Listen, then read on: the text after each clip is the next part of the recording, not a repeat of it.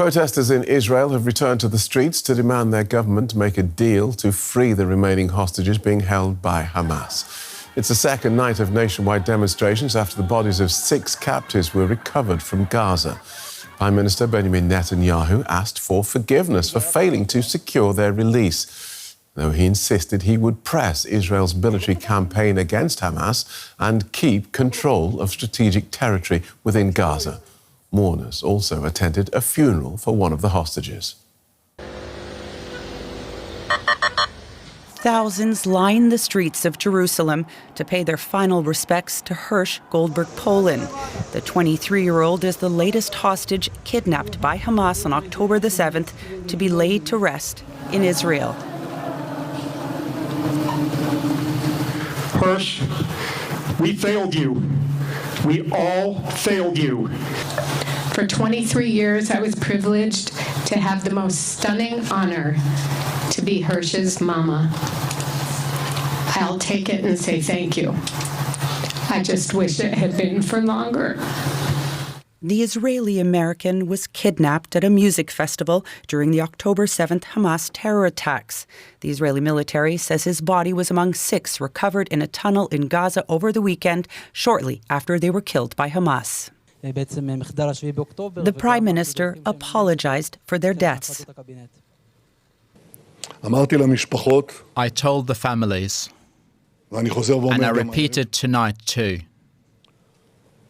I ask for your forgiveness for not bringing them back alive. We were close, but we didn't succeed.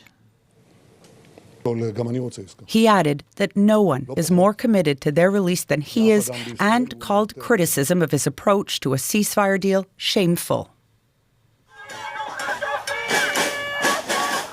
The deaths of the hostages have sparked 2 days of mass protests across Israel.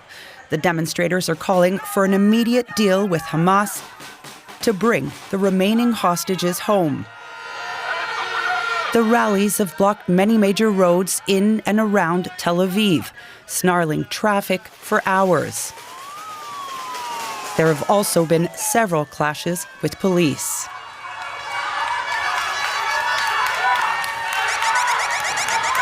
And this is the only way they can hear us if we stop everything. That's the problem with the Israeli government. They won't listen. They're not thinking about the hostages. They're only thinking about the government's survival. On Monday, the demonstrators were joined by thousands of striking workers who disrupted services at hospitals, schools, as well as flights at Israel's main airport. Union leaders eventually called off the strike when a court said they had not given enough notice. It also called the work stoppage politically motivated. Let's get more from journalist Balig Sladeen in Tel Aviv. Welcome back, Balig. We heard the Prime Minister asking the families of the hostages for forgiveness. But despite the softening of Mr. Netanyahu's tone, his position appears not to have changed. Well, yes, the main goal of this speech or this press conference that he gave is not actually to apologize for the families of the hostages that were killed yesterday, or actually their bodies recovered yesterday. They were killed last week by Hamas in the Gaza Strip, but actually to talk about the Philadelphia corridor and its importance and why Israel can't give up on this corridor that separates the Gaza Strip from the border with Egypt. He said that this corridor was used by Hamas during the past 20 or more years to smuggle weapons, to smuggle ammunition, and to continue their what he described their terrorist attacks against the Israeli society in general. And that's why Israel needs to still have presence in this corridor, even in the first phase of the possible deal or the theoretical deal that everyone is talking about, even in the first 42 days, because he said that in case Israel withdraws from this Philadelphia corridor, then the diplomatic pressure, not the tactical issue here, is the problem, in which he says that the U.S. and also the international community in general will put a lot of pressure on Israel not to go back and to stop the war entirely. And where are where are hostage negotiations and negotiations about a ceasefire? Where are they at the moment?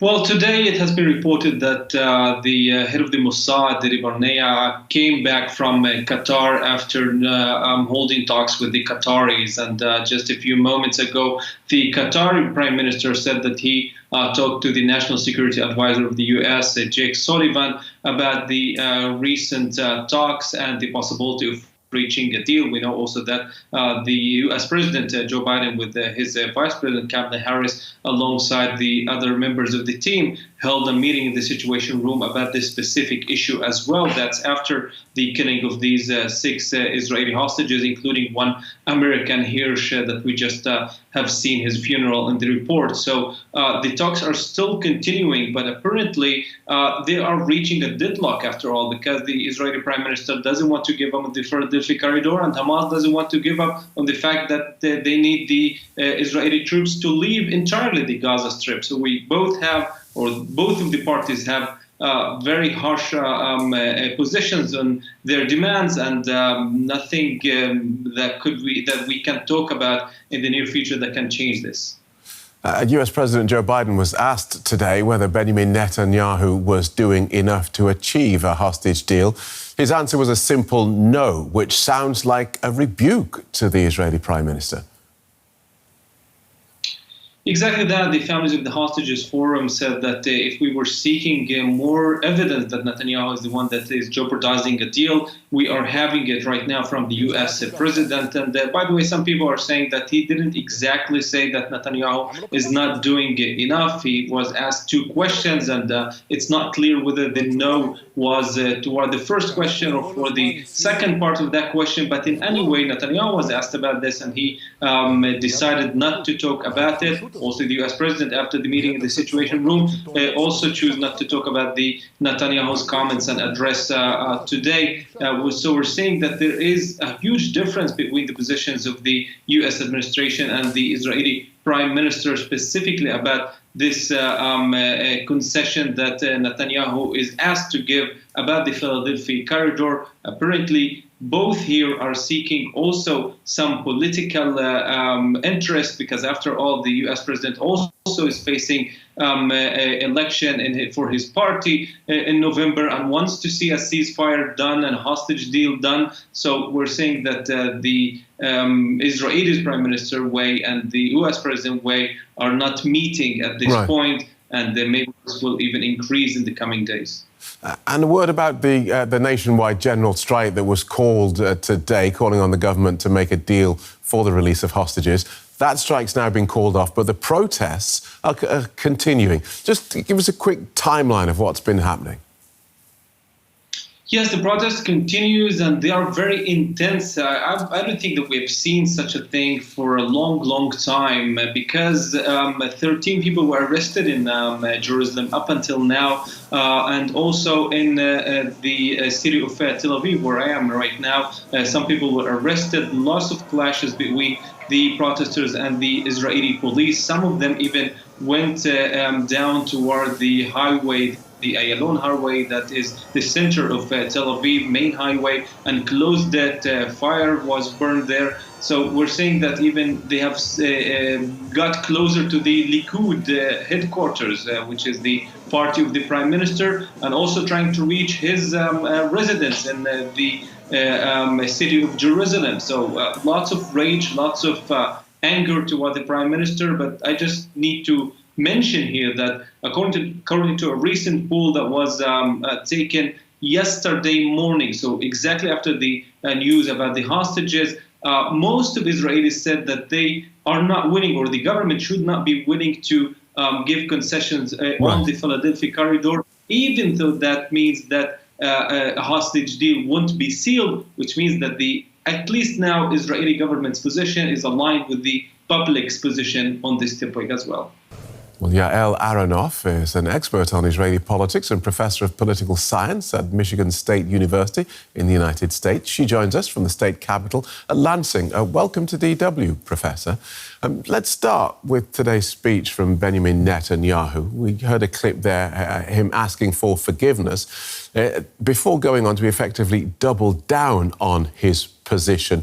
There's no changing his mind, is there?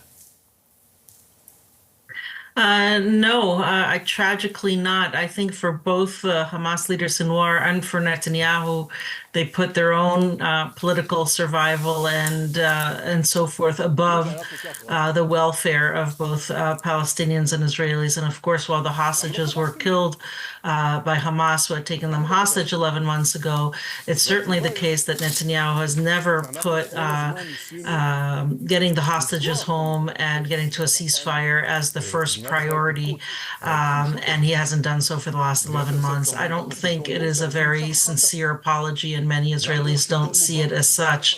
About 70% of Israelis throughout the many months have wanted him to immediately resign and want him to have new elections. Even before this, they held him. Of course, Hamas is responsible for the massacres and the taking of hostages that took place on October 7th, but Netanyahu was held responsible for not doing enough to be able to deter and prevent that by distracting the country through trying to weaken its Supreme Court, which produced mass demonstrations for many months before October 7th. And since then, about a July survey of Israelis by the Israel Democracy Institute indicates the majority of Israelis, 56%, would want a deal to release all the hostages and end the war, and about almost 30% would want it for part of the hostages for a ceasefire, and only 14% didn't know. So for a long time now, the majority of Israelis and many surveys want to put as the first priority getting the hostages home and getting to a deal. Of course, that would also end the suffering of so many Palestinians. So I think he just wants to stay out of jail since he's been incriminated and stay in power. And some of his right-wing coalition, extreme right members of the coalition want the war to continue and don't want to withdraw from the Gaza Strip. Obviously, representatives of the Israeli government would take a somewhat different line to the one that you're taking there. But your point is made. We'll move on. I'm going to play you another clip from Mr. Netanyahu's earlier speech, laying out when he said this war would end. I would define the end of the war in Gaza. In Gaza. When Hamas no longer rules Gaza. We throw them out. I would define the end of the war in World War II when the Nazis no longer rule Germany. To do that, you need to have a military victory, and you have to have also the political victory to destroy their governance. Yael Aronoff, where is the Israeli public on the way that Mr. Netanyahu is prosecuting this war? Well, of course, it would. Many Israelis and many people around the world could understand that when there's an organization like Hamas that officially wants to destroy the country and that massacred hundreds of civilians on October 7th and says they want to have many more October 7ths, that you would want to not have Hamas rule the territory next to you. And of course, hopefully there'll be a Palestinian state alongside Israel in the future. So it's certainly an understandable goal, but certainly as has been the experience of many countries as well, since World War II, and as analogy, that, and this is Palestinians, strive for a nation and self-determination as Israelis have, that you won't be able to successfully just get rid of all Hamas and so forth. And therefore, you need to, Just on that, the start of your answer there seemed you seem to be going to. I didn't quite get an answer to my question. Where's the Israeli public on the way this war is being prosecuted by this government? You seem to be hinting that they are behind the Prime Minister. No, I'm sorry if there was any misunderstanding. I think they very much want to prioritize, and for many months, getting to a ceasefire and getting to the hostages back, as opposed to complete victory. And that's not only where the Israeli public has been. That is where many in the defense establishment have been for also in this summer, in terms of trying to push Netanyahu to get to a deal. And even though he has understandable concerns about the border between Gaza and Egypt, where there are so many tunnels where they have been rearmed and gotten weapons in the past, the military establishment itself is saying that, in the first stage, Israel could go back if it were going to be used in any way, but also more importantly, that there could be some kind of international force or regional force, including different countries that Israel might agree on, that could be at the border. So again, it's not that it's it's an understandable concern, but most of the Israeli public has been solidly behind prioritizing as the number one issue getting to a hostage deal and to thereby a ceasefire. And now we have about 600,000 Israelis demonstrating. That would be the equivalent to, I think, 6 million Germans and over 15 million or 20 million Americans demonstrating that they want to prioritize as the number one issue bringing the hostages home, and therefore at least having a ceasefire or end of the war. And so he's not in line with the majority of the Israeli public. And talking about the Philadelphia corridor there, as the Prime Minister did, when Israel, we can see now why both sides see that as being so important, whether you're smuggling, trying to smuggle people or explosives into the territory, or indeed trying to secure that particular border. When Israel seized control of the Philadelphia corridor from Egypt, Egypt warned then that it was ready to respond. Why didn't it? Why didn't Egypt respond? I mean, I think that it too is trying to get to and facilitate and mediate and negotiate a deal between Israel and Hamas. And so that's been, I think, its priority.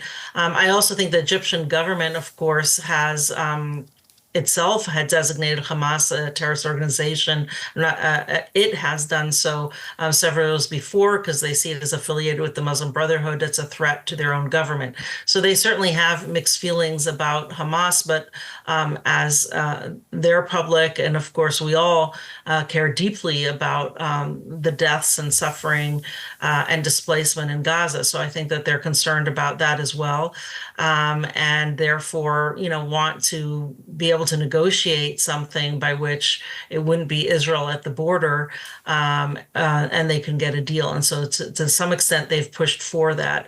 And, there are probably people on the ground that get bribes, and so forth at the border for the things that go back and forth through it. Just a final word on where Israel/Netanyahu is internationally, because Mr. Netanyahu does seem more isolated than ever. The US President Joe Biden was asked today whether the Israeli Prime Minister was doing enough to achieve a deal for the hostages. His simple and ambiguous answer was no. So is that the nonchalance of a one-term president with nothing to lose, or has the White House had it with Benjamin Netanyahu? I mean, I think they have. They're extremely frustrated, I think for good reason, that he's not prioritizing a deal. I think other administrations have been frustrated with Netanyahu as well in previous American administrations.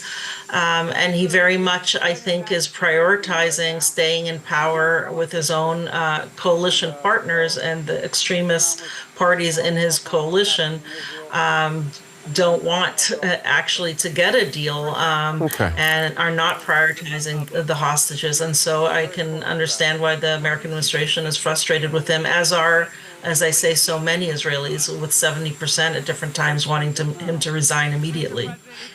Aaron David Miller is a Middle East analyst and a senior fellow at the Carnegie Endowment for International Peace. He joins us from Washington, D.C. Good to have you with us. We heard Netanyahu asking the families of the hostages for forgiveness, but it doesn't appear he's changed his position on the Gaza war. So where does that leave ceasefire and hostage negotiations at this point? this isn't really a question of one hand clapping, it's two hands clapping. And based on my experience in Arab-Israeli negotiations, they close only when there's sufficient urgency on the part of the decision. And cruelly, tragically, and sadly, there's insufficient urgency on Netanyahu's part and on the part of Yahya Sinwar, the preeminent Palestinian decision maker ensconced somewhere below ground in a tunnel and probably surrounded by hostages in Rafah or Khan Yunis. And two basic events over the last 48 hours convinced me that there's no urgency. Number one, the willful execution of 6 hostages, probably 48 hours before the IDF discovered them. And second, Benjamin Netanyahu's determination to hold out for control of the Philadelphia corridor, even though his own security and Israeli Defense Forces analysts and commanders have assured him that there is a way to secure Israeli interests without a permanent Israeli presence. So yes, Philadelphia corridor is important, but right now it's the hostages that are acutely threatened. The Israelis can always deal with Hamas. They have to figure out a way to get the hostages home. And right now, neither Sinwar nor Benjamin Netanyahu are prepared to make the compromises and the concessions that will enable an American mediator to broker an agreement. Now, you're mentioning the Philadelphia corridor, which it seems on the face of it is the major sticking point right now, as it seems in negotiations between Israel and Hamas. It's the space along the Egypt-Gaza border. Why do you think that Netanyahu is refusing to budge on that, on giving up control of it? If it's not Philadelphia corridor, it would probably be something else. Look, Benjamin Netanyahu's entire political world is driven and tethered to one overriding objective, which is the maintenance of Benjamin Netanyahu in power. He's conflated the interests of the state of Israel with his own political interests.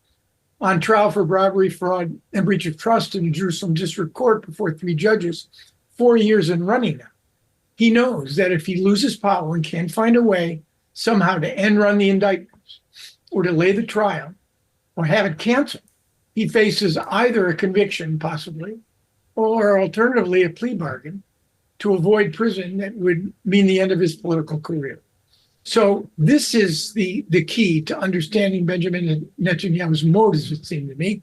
And that means keeping a coalition of 64 seats with 2 extremist ministers who have threatened to leave the coalition should the prime minister make any sort of concession on the Philadelphia corridor, or frankly, anything that would leave Hamas in power in Gaza. And the reality is, unfortunately, Hamas will survive, most likely as an insurgency.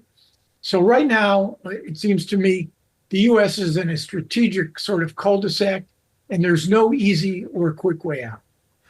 No, you're saying that Benjamin Netanyahu has no interest in a deal. U.S. President Joe Biden has said that Netanyahu is not doing enough to achieve a hostage deal. Does Biden, though, have more leverage to get Netanyahu to act? Well, if you look at the last 11 months, the answer to that question would be no. And we have 70 days left before one of the most consequential elections in modern American history, with Joe Biden's vice president as the Democratic nominee. And the reality is no political candidate, no secretary of state, no president, and certainly no nominee running for office has any stake right now in picking a major fight and confrontation with an Israeli prime minister. To remember, if this were a conflict between Israel and Egypt, America's capacity to leverage and pressure would be greater, but it's not. It's a conflict between Israel and an organization which by statute U.S. has declared as a foreign terrorist organization, which created a terror surge on October 7, has abused and is holding and killing hostages, including American hostages. So I think the leverage on part of the administration is much diminished. Aaron David Miller, Senior Fellow at the Carnegie Endowment for International Peace. We're going to have to leave it there. Thank you so much. Thanks for having me.